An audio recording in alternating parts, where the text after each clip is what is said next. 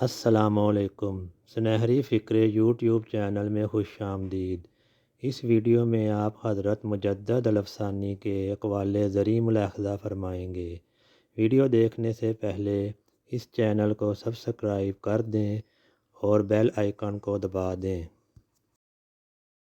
اسلام غریبوں کے لیے ظاہر ہوا اور عنقریب غریبوں میں ہی رہ جائے گا۔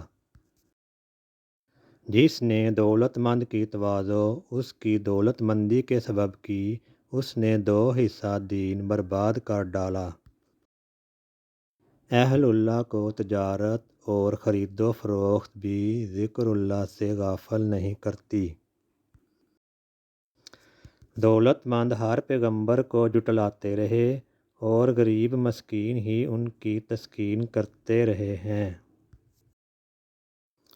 دولت مندی سے زیادہ کوئی چیز ایمان میں خلل انداز نہیں ہے۔